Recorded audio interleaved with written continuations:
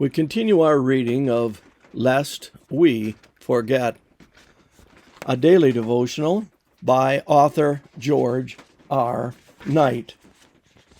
Today's reading, January 29, The Scattering Time, Part 4. Through faith, we understand. Hebrews 11:3. Understanding doesn't come easily, especially when we need it most, when our confusion shakes the very foundation of our life.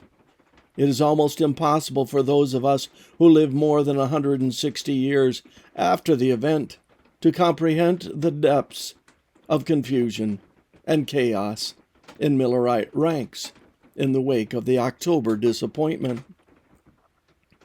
The answer to what had happened in October 1844, as we have noted the past 3 days, were several.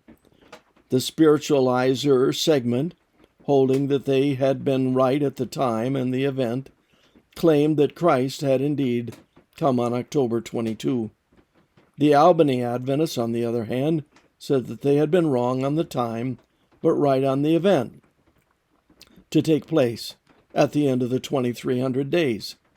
That is, no prophecy had been fulfilled in October, but the cleansing of the sanctuary was indeed the second advent, an event yet to occur. Both groups had given up something essential. For the spiritualizers, it was a literal understanding of the Bible, while for the Albany group, it was Miller's grasp of prophecy. But there was a third possible position regarding the fulfillment of the prophecy of the 2300 days in October 1844. That is, that Millerites had been correct on the time, but wrong on the event.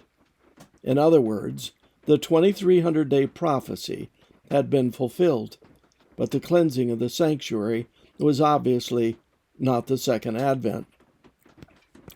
The interesting thing about that third perspective is that, unlike the other two answers as to what had happened, this one had no visible adherents. Whereas thousands in mid-1845 identified themselves with the ideas, leaders, and periodicals of the spiritualizers and the Albany Adventists, the orientation that held that something had happened on October 22, but that the cleansing of the sanctuary was not the second advent, had no visible presence. Yet it is out of the third position that the largest of the Adventist groups, the Seventh-day Adventists, would eventually emerge. But that development awaited three things. 1. The rise of leaders. 2.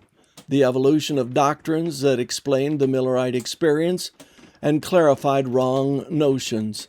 And 3. The development of periodicals and organizational strategies that could spread those teachings.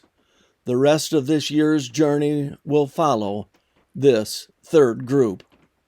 Meanwhile, we can be thankful for God's patience, that He waits for us, even in our day, as we seek to iron out life's difficulties. This concludes our reading today of Lest We Forget.